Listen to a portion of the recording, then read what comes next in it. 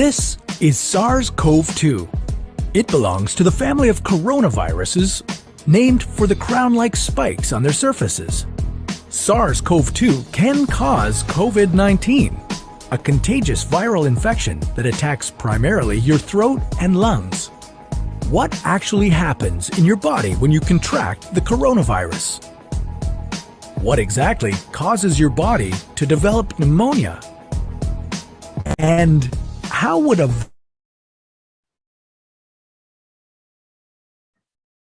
vaccine work? To reproduce. Let's have a closer look. Inside the virus, genetic material contains the information to make more copies of itself. A protein shell provides a hard protective enclosure for the genetic material as the virus travels between the people it infects. An outer envelope allows the virus to infect cells by merging with the cell's outer membrane. Projecting from the envelope are spikes of protein molecules. Both a typical influenza virus and the new coronavirus use their spikes like a key to get inside a cell in your body, where it takes over the cell's internal machinery, repurposing it to build the components of new viruses. When an infected person talks, coughs, or sneezes, droplets carrying the virus may land in your mouth or nose and then move into your lungs. Once inside your body, the virus comes in contact with cells in your throat, nose, or lungs.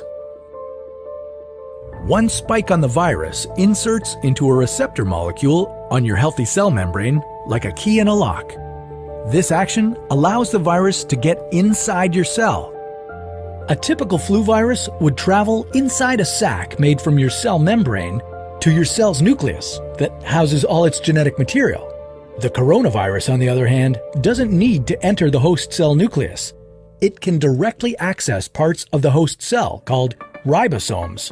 Ribosomes use genetic information from the virus to make viral proteins, such as the spikes on the virus's surface. A packaging structure in your cell then carries the spikes in vesicles which merge with your cell's outer layer, the cell membrane. All the parts needed to create a new virus gather just beneath your cell's membrane. Then, a new virus begins to bud off from the cell's membrane. Now, with the virus spreading in your body, how can you develop pneumonia symptoms? For this, we'll have to look into your lungs. Each lung has separate sections called lobes. Normally, as you breathe, air moves freely through your trachea or windpipe, bronchi, through smaller tubes called bronchioles, and finally into tiny sacs called alveoli. Your airways and alveoli are flexible and springy. When you breathe in, each air sac inflates like a small balloon. And when you exhale, the sacs deflate. Small blood vessels called capillaries surround your alveoli. Oxygen you breathe passes into your capillaries. Out your lungs can get rid of it when you exhale. Your airways catch most germs in the mucus that lines your trachea. Cukup bisa ngikutin nggak teman-teman tadi videonya? Ya, Jadi bagus kok. ceritanya itu tadi kan digambarkan seseorang. Kalau yang saya tahu yang dulu yang kita pertama kali tahun lalu ya itu yang pertama itu pakai droplet. Penyebarannya kali ini bukan droplet lagi loh, sudah airborne. Maksudnya apa? Kalau droplet itu artinya jarak 1 meter masih kena karena droplet itu lebih besar ukurannya daripada airborne. Jadi droplet itu sama seperti apa ya? Titik-titik air. Ya, droplet itu titik-titik air. Kalau ada orang bersin, orang batuk, titik-titik airnya itu kalau ukurannya besar namanya droplet. Makanya kan selalu dikatakan ada jaga jarak 1 meter, gitu kan. Nah, sekarang ini bukan lagi droplet, tapi sudah airborne. Kenapa? Ukurannya lebih kecil, jadi masih melayang-layang dia di udara. Sehingga pada waktu seseorang masuk ke ruangan yang sama, jadi ini orang positif nih, orang positif masuk, dia bersin. Kemudian dia keluar. Orang sehat masuk. Nah, itulah tadi yang masuk ke dalam hidungnya si orang sehat. Bentuknya sekarang sudah airborne. Dan ini sudah disampaikan oleh CDC, jadi satu badan penyakit menular di Amerika, dia meneliti bahwa benar-benar sekarang penularannya bukan lagi droplet, artinya Anda menjaga 2 meter pun itu masih kalau Anda di dalam ruangan ya, ruangan tertutup, ini terutama di ruangan tertutup, Anda tetap akan terinfeksi. Gitu. Makanya nggak boleh lepas masker ya, Bu Ari ya. Harus Yes, tempel masker betul. terus ya. Oke. Ya, betul. Makanya Badan Penyakit Menular di Amerika, CDC ya, CDC ini dia menyatakan bahwa sebaiknya sekarang kita pakai double masker yang menutup supaya rapat. Jadi masker pertama medis, terus kita doublein dengan masker kain, sehingga tidak ada celah lagi buat virus untuk masuk. Seperti itu. Oke. Nah, saya juga mau cerita, ini kan tadi kita bicara sel lah. Sedikit kita sharing, saya mau sharing tentang mengingat kembali pelajaran biologi. Ya, saya mau sharing, kan tadi tuh kita belajar tentang ribosom, tentang sel gitu ya. Nah, ini saya mau menyampaikan tentang sel itu seperti apa, ya. Jadi kan tubuh manusia ini terdiri dari organ-organ. Nah, nanti saya mau sharing nih, apa yang terjadi kalau orang itu terpapar COVID, walaupun virusnya sudah nggak ada, akibatnya apa, gitu ya. Nah, ini saya mau cerita dulu di sini. Kan tubuh manusia terdiri dari organ, ya, ada organ jantung, organ paru-paru, semuanya lah organ. Dan organ itu terdiri dari jaringan, kalau dibedah lagi, dikecilin lagi. Jaringan-jaringan atau tisu bahasa Inggrisnya ya, jaringan. Nah, jaringan ini tersusun oleh triliunan sel. Jadi tubuh kita tersusun oleh triliunan sel. Jadi jaringannya tersusun oleh sel manusia. Nah, sel ini kalau kita, saya cuma ngambil, nggak usah banyak-banyak kita pelajari ya, paling nggak ada inti sel, dan yang pasti saya mau katakan di sini ada mitokondria. Oke, teman-teman, mitokondria itu apa? Simpan dulu, pokoknya tangkap dulu ya, mitokondria. Nah, ini saya bicara tentang sel manusia. Sel manusia itu kalau sehat, ini gambarannya. Kan sel itu menduplikasi, makanya kita tuh dari kecil, jadi dari bayi sampai sekarang seperti ini. Itu kan karena ada pembelahan sel. Nah, tadi virus COVID itu dia juga akan membelah. Jadi pada waktu dia masuk ke dalam badan seseorang, dia di situ masuk ke dalam intinya, ke dalam sel sehatnya orang tersebut, dia menggunakan fasilitas di dalam sel sehat itu untuk menduplikasi. Nah, ini kalau sel sehat yang diduplikasi pasti juga sel sehat. Ini lihat ya, kalau selnya sel sakit, ya keriput-keriput gini, ini bisa sel sakit itu bisa banyak hal. Sakit karena virus ataupun sakit karena kekurangan makanan selnya, ya selnya sel lapar. Nah, kalau selnya keriput begini, kayak nenek-nenek kekurangan makan, ya, jadi keriput, itu juga yang dia pada waktu menduplikasi jadi keriput. Nah, kalau seperti ini jadilah sel sakit. Sel sakit menduplikasi jadi sel sakit, menduplikasi sel sakit. Sel yang sakit terus-terusan, kalau dia terus semuanya terbentuk sel, otomatis jaringan yang terbentuk juga jaringan sakit. Pada waktu jaringan sakit, otomatis organnya jadi sakit, gitu.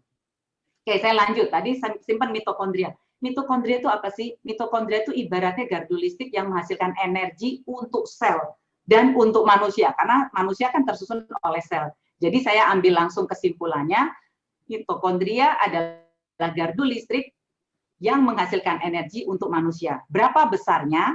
Bio ATP, jadi biologi ATP yang dihasilkan oleh sel ini adalah 38. Jadi ada satuannya 38. Nah, sini saya ada gambar. Ini gambar apa sih gitu ya? Sebenarnya gini loh, sel itu untuk bergerak, untuk kita bisa bergerak, sel kita itu butuh energi, ya. Dan sel itu sendiri juga menghasilkan energi. Nah, pada waktu selnya itu bentuknya masih besar-besar seperti ini yang hijau ini adalah glukosa yang kompleks. Dari mana? Ini glukosa yang masih bentuknya masih besar-besar dari nasi yang kita makan. Jadi karbohidrat yang kita makan, nasi yang kita makan itu masih bentuknya besar-besar. Ya, jadi ini yang disebut regular polysaccharide peptide. Dan ini perlu dipecah lagi untuk bisa masuk ke permukaan sel. Ini adalah permukaan sel, ini adalah gambaran sel. Ini pori-porinya sel, pori-pori di permukaan sel. Sehingga pada waktu sel itu kerja lagi untuk mecah dia, ternyata sel itu butuh energi sebesar 36. Jadi bisa dibayangin, sel itu mengeluarkan cuma 38, ya, menghasilkan 38 bio ATP-nya. Dan untuk yang mecah yang besar-besar ini, dia butuh 36. Padahal sisanya itu dibutuhkan untuk pembelahan, untuk reproduksi lagi, untuk juga termasuk kalau ada sel sakit, nyembuhin gitu. Jadi untuk aktivitas sel. Kebayang kan? Makanya ini yang kuning-kuning ini adalah yang namanya alpha polysaccharide peptide. Jadi ini ukurannya nano, sehingga dia disesuaikan dengan ukuran pori-pori daripada sel itu sendiri, sehingga ini juga gampang diserap daripada makanan reguler. Ini kayak sifatnya kayak spons nyerap air set gitu ya. Nah, sekarang saya mau sharing lagi mengenai. Bentar Bu Ari, saya mau ini klarifikasi yang tadi itu mitokondria yang jaringan sel. Nah, itu yang hijau-hijau tadi kan bukan cuma beras, apapun yang kita makan itu kan bentuk molekulnya masih besar, begitu kan Bu Ari? Betul. Nah, ya betul sekali. Jadi gini, saya simpulkan bahwa untuk makanan itu supaya bisa masuk sel, itu harus dipecah-pecah kecil-kecil supaya masuk pori-porinya sel, dan itu membutuhkan energi yang tadi bio ATP. Betul ya Bu Arya? Betul. Nah, jadi kalau itu bio ATP yang kayak mitokondria itu menghasilkan 38, sedangkan untuk memproses makanan semuanya itu untuk masuk ke sel, itu dibutuhkan minimal 36, betul ya? Betul. Nah, otomatis kalau hanya sisa 2 energi, ya kekurangan dong Bu Ari. Bisa lemes dong kita Bu Ari. Makanya Bu Ari. Bawahnya tekor. Makanya ada istilah gini, seseorang selnya kenyang, perutnya kenyang, tapi selnya masih lapar. Sering nggak dengar istilah gitu? Jadi dia merasa dia udah kenyang, dia kenyang perut urusannya, kenyang perut, tapi selnya masih lapar. Ya itu tadi, karena apa yang dia makan perlu diolah lagi untuk bisa diserap sama sel itu. Ya tekor tadi, dia butuh minimal 36 kalori, sementara sel cuma ngeluarin 38. Kesimpulannya Bu Ari, dengan kita tekor, otomatis yang namanya daya imun kita juga pengaruh ya Bu Ari ya. Betul. Nah dari situlah COVID bisa gampang masuk, betul Bu Ari. Benar. Virusnya. Benar. Oke. Dan saya Bu paham Ari, sebagai gambaran saya juga sering dengar dari teman-teman sharing kan banyak sekali nih akhir-akhir ini kan banyak kita sering hampir tiap hari tuh innalillahi gitu ya. Benar nggak? Orang sakit ini positif. Iya betul. Itu tahu nggak? Ternyata orang yang sakit yang terpapar itu sudah tidak bisa menikmati makan. Jadi dia pengennya cuma minum dan susu. Jadi kalau orang yang sadar dia akan minum susu. Jadi karena dia udah nggak bisa Nah, pada saat nggak bisa kunyah, ini saya selain ini otomatis energinya kurang ya Bu Ari. Tambah kurang lagi. Jadi tambah imunnya tambah turun. Oke. Paham. Ya. Gitu. Ya. Sekarang saya lanjutin kondisi saat ini. Ya. Ini tadi kan bicara tentang 2 ya. Jadi dia perlu energi tekor energi, dan yang kedua kalau orang sakit COVID yang kena terpapar itu dia sudah nggak suka makan, tambah lagi. Nah, sekarang saya mau sharing tentang kondisi hari ini. Kondisi zaman modern lah ngomongin, bukan hari inilah ya. Kita semua pertaniannya pakai pestisida, terus kemudian pakai zat kimia yang supaya cepat. Terus ada menggunakan hormon pertumbuhan. Sering dengar nggak hormon pertumbuhan ini kalau bahasa Inggrisnya itu GMO gitu. Ini tuh sering memancing, digunakan untuk memancing tanaman itu supaya hasilnya banyak, panennya lebih sering, lebih cepat ya, dipanen lebih cepat, dan misalnya kalau untuk buah-buahan besar-besar. Nah, kalau untuk padi itu supaya tahan hama, biasanya juga digunakan seperti itu. Nah, itu bicara dari pertaniannya. Terus zaman sekarang ini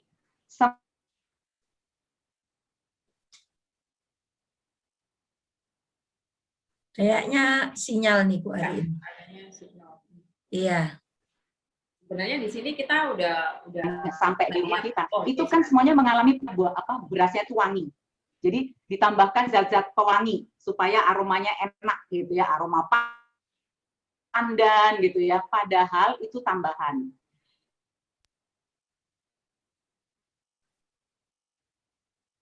Dan juga dilakukan pemutihan. Harus nyari beras, misalnya harus beli beras, saya pengennya beras yang masih manual penggilingannya. Terus kemudian beras yang berkutu. Nah, kita sekarang ini cari beras yang berkutu udah susah banget. Coba deh beras dijamin, jarang ya ada kutunya. Padahal beras berkutu itu yang paling bagus. Karena tidak ada zat kimia, makanya kutu mau. Ya, kutu aja mau, nggak mau dengan kimia. Ya. Terus cara masaknya kita. cara masaknya kita juga suhu tinggi, kita kan pakai pemanasan segala macam sehingga kurang tepat. Akibatnya apa nih? Gambarnya agak ya. Ini saya permudah aja. Jadi pada waktu mengalami modifikasi genetika udah pasti sudah nggak aman, ya. Kemudian kedua, itu pasti sulit dicerna. Yang normal aja udah tekor tadi. Ini apalagi tambah sulit dicerna kalau kita ngomong padi beras ya. Sehingga kandungan nutrisinya udah pasti berkurang. Jadi nasi yang kita dapat, nasi dengan low bioenergy yang membuat pencernaan kita memburuk, pencernaan kita jadi lemah karena kimia, dan otomatis penyerapan nutrisinya juga jadi nggak optimal. Makanya di sini kita bisa dikatakan lebih banyak energi yang terbuang daripada nutrisi yang didapat. Tubuh jadi kekurangan bioenergi. Kalau sudah seperti ini, akibat-akibatnya lain dengan menurunnya bioenergi dalam makanan, itu nafsu makan malah meningkat karena kayak lapar terus. Ya, ada yang juga malah males mengkonsumsi makanan, tapi yang ini nafsu makan meningkat mengakibatkan berat badan meningkat. Kayak gitu. Ya, ya. Jadi udah double-double nih ya kita ya, udah kena tes secara teknologi ataupun secara ini sendiri, apa namanya dari prosesnya di sel sendiri. Ya. Oke, sekarang saya sampaikan lagi solusinya apa sih? Solusinya gimana sih? Terus apa sih gitu ya? Tadi kan gambar saya tadi yang pertama menggambarkan tentang yang kecil-kecil yang warna kuning. Saya perkenalkan produk Alpha Meta. Alpha Meta ini adalah Alpha PSP. Jadi kandungan utamanya itu Alpha PSP. Kalau saya balikin dengan gambar yang pertama tadi, ini Alpha Meta nih, Alpha PSP ini yang 100% ada di dalam Alpha Meta. Jadi inilah yang diserap dengan mudah oleh sel. Seperti spon nantinya. Ya. Dia merupakan glukosa kompleks ya dalam bentuk mikromolekul karena ada nanoteknologi daripada proses itu menggunakan nanoteknologi dan ia merupakan bahan bakar daripada sel. Terus kemudian alfa PSP ini juga merupakan antioksidan ya yang bisa mengikat radikal bebas, termasuk dia juga ada kandungan asam amino untuk pembelahan sel dan protein untuk pertumbuhan sel. Oke, saya lanjutkan lagi ya. Nah, ini dia. Jadi revolusi makanan sel saat ini apa? Ya alfa PSP itu alpha PSP ini karena dia ready to use. Pada waktu alpha PSP ini masuk ke dalam tubuh manusia, dia akan mengalami proses metabolik enzim, terus dia memproduksi bioenergi yaitu yang bio ATP tadi langsung 38 ya. Dan yang 38 itu semuanya bisa digunakan untuk metabolisme. Jadi bisa dipakai untuk detoksifikasi sel, bisa dipakai juga untuk perbaikan sel, bisa untuk peremajaan sel, bisa untuk proteksi sel. Sehingga kalau ini selnya sehat karena dapat makanan yang tepat, maka ada kekuatan penyembuhan sel secara alami. Okay. Nah ini kalau dibanding beras merah. Sebentar. Nah, ini okay. tadi chartnya menarik banget. Santai, tektok aja. Coba kita lihat chartnya menarik banget karena Bu Ari. Karena gini, sekarang ini para penderita COVID yang diserang itu banyak lambung. Sehingga orang malas makan, seperti yang tadi Bu Ari jelaskan kan, malas makan. Nah, pada saat malas makan, otomatis tidak ada asupan yang masuk ke dalam, dan selnya menjadi lemah, betul ya? Karena tidak ada memproduksi bio ATP. Iya. Betul ya Bu ya. Nah, pada saat tidak memproduksi, coba chartnya Bu Ari yang tadi alpha PSP. Alpha PSP. Iya. Karena ini penting banget untuk mengetahui kenapa kalau ini benar ini ya. Jadi makanan sel itu, jadi kita ada satu muscle challenge. Kalau sudah nggak makan, otomatis selnya nggak dikasih makan. Otomatis pada saat nggak dikasih makan, dia tidak memproduksi bio ATP atau bioenergi itu tadi ya. Makanya banyak yang lesu ya. Nah, betul. Yang saya lihat dari chartnya Bu Ari ini, ada alpha PSP itu makanan utama sel, ya, yang bisa memproduksi bio ATP sehingga selnya itu punya energi dan selnya yang rusak diperbaiki, diremajakan dan diproteksi. Betul begitu Bu Ari? Jadi ini saya hanya dan yang ini Bu Ati, sehingga dalam hal ini si alpha PSP ini nggak butuh lagi tambahan energi. Kalau tadi glukosa kompleks itu tadi glukosa yang pertama tadi ya yang saya gambarkan tadi yang warna hijau. itu gambaran glukosa ya untuk energi lah ya. Itu tuh butuh 36 bio ATP. Kalau ini udah enggak, jadi bio ATP yang dihasilkan sel langsung dipakai juga untuk detox, perbaikan, jadi semuanya bisa dipakai Bu Ati. Karena bisa terserap 100% dia bentuknya mikromolekul. Oke, lanjut Bu Ari. Betul. Ya. Oke, saya lanjutin ya. Nah, ini Bu Ati tadi masalah yang Bu Ati bilang. Kalau kita makan beras ini langsung compare sama beras lah, karena kita sedang bicara alpha PSP yang dari alpha meta ya. Alpha meta ini murni terbuat dari kulit ari beras merah terpilih. Yang bukan beras ditumbuk ya Bu Ari ya? Ya kenapa Bu Ati? Bukan beras ditumbuk gitu ya, terus tak saring ayak gitu bukan ya? Ya, dia ada prosesnya sih Bu Ati, ada prosesnya pakai mesin juga, tapi semua dijaga supaya nutrisinya itu terjaga. Orang nanamnya aja, ini kan ditanam di Thailand. Thailand itu kita tahu bahwa kalau kita ngomong, saya tutup dulu ya, supaya enak ngobrolnya. Ya. Jadi Thailand itu kan terkenal pertaniannya. Kenapa? Karena tanahnya Thailand itu mengandung 100.000 mineral-mineral yang dibutuhin oleh tanaman. Makanya kalau kita bicara tentang tanah di Thailand itu buah-buahnya bagus ya, termasuk padinya. Jadi alpha meta ini ditanamnya di Thailand dan dipanennya setahun sekali. Kenapa? Supaya nutrisinya tercukupi. Jadi nutrisinya itu bisa maksimal. Gitu. Oke, saya lanjut lagi. Saya tambah menarik ya. Saya tuh kalau udah ngomong ini senang banget nih. Kenapa nih? Ini sedang cerita kenapa sih mesti alpha meta? Kenapa gitu? Ya itu tadi alpha meta ini terbuat dari kulit ari beras coklat. Jadi beras merah ya kalau Indonesia, kalau bahasa Inggrisnya brown rice, beras merah gitu ya. Nah, dia terus berasnya dikemanain? Nah, biji beras itu ternyata yang kandungan glukosanya paling tinggi gitu loh. Dan ini kalau kita makan beras merah 10 kilo baru nutrisinya itu sama dengan nutrisinya 10 gram. Satu saset. Nutrisinya 10 kilo beras merah ini baru, makanya kalau kita makan beras, yaitu tadi, karena pencernaannya jadi sulit ya, jadi pencernaan rendah, penyerapannya otomatis rendah. Ya. Banyak ya, kalau makannya 10 kilo. 10 kilo lah, iya itu. Satu hari 3 kali. 30 kalau mau nyamain kandungan nutrisinya dari satu saset alpha meta tadi, ya mesti makan 10 kilo. Nah, makanya, padahal kan kita butuh itu 38 bioenerginya itu tadi. Betul. Dan ini saya lanjutkan ya, dia bahan baku tadi penanaman itu tidak pakai pupuk kimia, tidak pakai pestisida, tidak pakai herbisida, dan dia nih hanya pakai binatang-binatang ini untuk membantu menggemburkan tanah, pakai cacing, untuk gulma dia pakai bebek gitu ya, jadi ada ikan untuk pupuknya, ada kodok untuk ngusir-ngusir hama gitu ya. Nah, ini semua digunakan hewan hidup, jadi bukan kimia ya, untuk mengusir-ngusir ini mereka nggak pakai pestisida. Dan ini termasuk padinya non GMO, ya, jadi tidak modifikasi, bukan modifikasi. Ya. Oke. Tadi Bu Ati kan tanya tentang rantai organiknya tentang pengolahan. Nah ini Bu Ati, pengolahannya itu dengan rantai organik yang bersertifikat. Jadi sejak ditanam, panen, pengolahan, transportasi semuanya ini menggunakan cara organik yang bersertifikat, gitu. Makanya alpha meta ini punya sertifikat dari Amerika dan dari Eropa, sertifikat organik.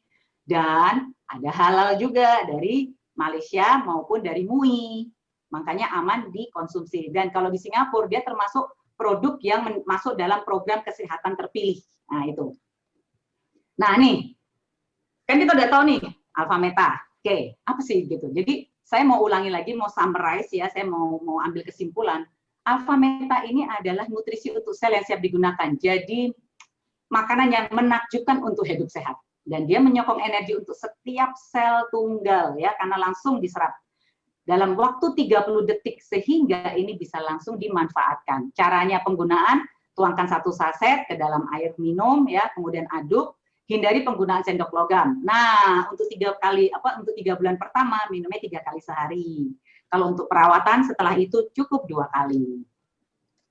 Terus manfaatnya untuk siapa aja? Ya ini, untuk anak-anak udah pasti membantu perkembangan. Karena sel kan, bicara sel otak semuanya itu kan sel. Semua sel tuh butuh nutrisi yang tepat. Nah kalau untuk anak-anak udah pasti terbantu di ototnya, otaknya, paru-parunya. Jadi anak-anak balita yang mau dikasih alpha meta itu akan menjadi dia jadi cerdas. Termasuk mengurangi masalah pencernaan. Kan sering anak-anak bayi itu ngalamin alergi susu, alergi apa.